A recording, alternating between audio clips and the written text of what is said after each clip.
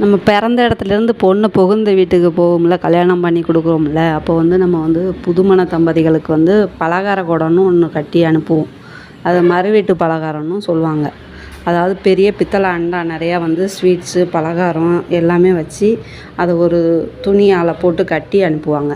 அதுக்குள்ளே என்னென்ன இருக்குன்னா, பொருவிலங்காய் உருண்டைன்னு சொல்லுவாங்க இதுக்கு பேர். அது வந்து கிராமத்தில் பொருவிலங்கான்னு சொல்லுவாங்க.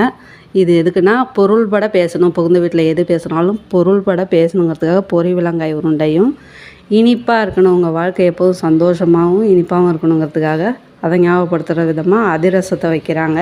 அப்புறம் உன்னோட புகுந்த வீட்டு பெருமைகளை நீ யாருக்கிட்டையும் விட்டு கொடுக்காம முறுக்காக இருக்கணுங்கிறதுக்காக முறுக்க வைக்கிறாங்க. அதை எல்லாத்தையும் ஒரு பெரிய பாத்திரத்துக்குள்ளே வச்சு மூடி வைக்கிறாங்க. எதுக்காகனா, நம்மளோட குடும்ப பிரச்சனைகள் அடுத்த வீட்டுக்கு தெரியாமல் 4 செவத்துக்குள்ளே இருக்கணுங்கிறத குறிக்கும் விதமாக நான் அந்த அண்டாக்குள்ளே வைக்கிறாங்க. இதை மஞ்சள் துணியால் மங்களகரமாக இருக்கிறதுக்காக மூடி வைக்கிறாங்க. பிடிச்சிருந்தா லைக் பண்ணுங்கள் ஃப்ரெண்ட்ஸ்.